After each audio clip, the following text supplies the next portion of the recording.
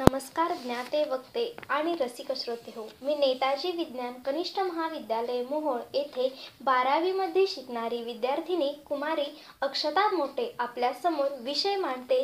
जोश तरुणाईचा, जागर स्वच्छतेचा. कोणत्याही राष्ट्राचे भवितव्य हे त्या राष्ट्रातील युवा पिढीवर अवलंबून असते. जर देशातील तरुणाई सशक्त असेल तर तो देश प्रगतीपथावर जातो, हा आजपर्यंतचा इतिहास आहे. देशाला आकार, विचार, नेतृत्व आणि विकास या गोष्टी फक्त तरुण पिढीच देऊ शकते, कारण त्यांच्याकडे मन, मेंदू, मनगट, हिम्मत, काहीतरी करून दाखवण्याची ताकद असते. डॉक्टर APJ अब्दुल कलाम म्हणाले होते, युवा शक्ती ही एक परिवर्तनाची ऊर्जा आहे. तर अटल बिहारी वाजपेयी युवकांचं वर्णन अणुस्फोटकांपेक्षाही स्फोटक शक्ती असं करतात. तरुणाईने आपल्यातील हीच शक्ती, हाच जोश जाणून महात्मा गांधींच्या स्वप्नातील स्वच्छ भारत साकारण्यासाठी स्वच्छतेचा जागर सुरू केला आहे. ज्याप्रमाणे गांधीजींनी इंग्रज, पोर्तुगीजांसारखी परकीय घाण साफ करण्याचे कार्य केले, त्याप्रमाणे आपल्या देशातून घाणीचे साम्राज्य नाहीसे करण्यासाठी आज देशातील तरुणाई जागर स्वच्छतेचा या कार्याने झपाटलेली आहे. कितीही संकटे आली, मग ती राजकीय असो वा आर्थिक, त्यावर मात करत हाती घेतलेले स्वच्छतेचे कार्य तडीस नेण्यासाठी तरुणाई जोशाने पुढे सरसावत आहे. म्हणून म्हणावेसे वाटते, संकटे दाही दिशा, जडली झुंजायची नशा, त्यातून जिंकायची आशा कधी सुटायची नाही.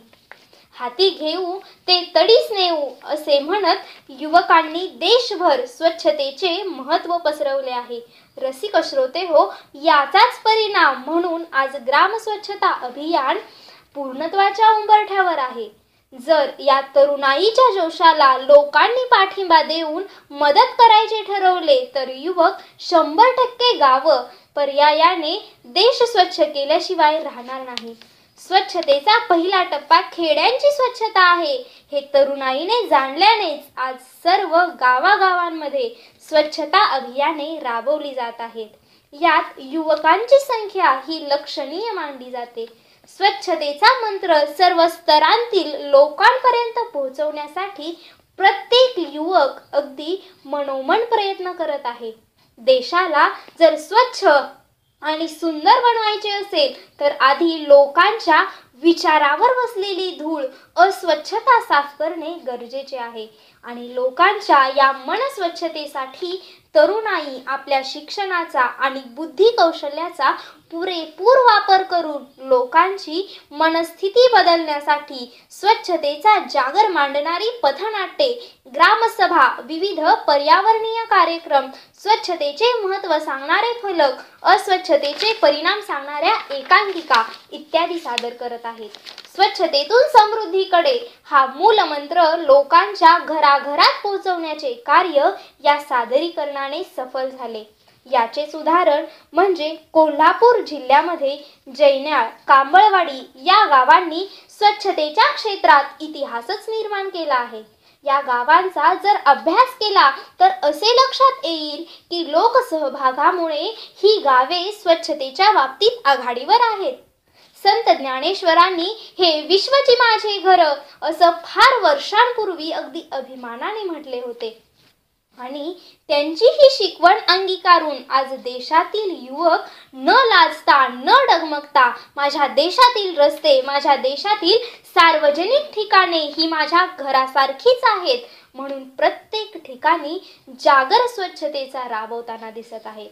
आजूबाजूच्या परिसराचा मानवाच्या आरोग्यावर फार मोठा परिणाम होतो. जेथे माणूस निराशेच्या खाईत लोटला गेलेला असतो, जेथे तो जीवन मरणाच्या दारात झुंज देत असतो, तेथे स्वच्छ, सुंदर, निर्मळ, प्रसन्न वातावरण असणे फार आवश्यक असते. आणि म्हणूनच रुग्णालयांची व्यवस्थित साफसफाई करणे फार महत्त्वाचे असते. त्यामुळेच उपजिल्हा रुग्णालय माणगाव येथे तेथील युवा संघटनेने केलेली स्वच्छता मानवतेपुढे एक आदर्शतेचं उदाहरण आहे. आजही काही ग्रामीण भागात उघड्यावरच सांडपाणी सोडले जाते, त्याचे कोणतेही व्यवस्थापन तेथे आढळत नाही. शासनाकडून वेळोवेळी मदत मिळूनही ग्रामीण भागात स्वच्छतेच्या बाबतीत निष्काळजीपणाच दिसून येतो आणि लोकांनी हा निष्काळजीपणा सोडून जागृत होऊन आपल्या आरोग्यासाठी वेळीच योग्य पाऊल उचलावे यासाठी तरुणाई कार्यरत आहे. दुष्काळ व पूर परिस्थितीवर मात करण्यासाठी जलस्रोत सुस्थितीत असणे आवश्यक असते. म्हणून मुरुड तालुक्यातील युवा प्रतिष्ठानतर्फे राबवलेल्या गारंबी धरणाच्या स्वच्छता अभियानाने सर्वांचाच ऊर अभिमानाने भरून आला.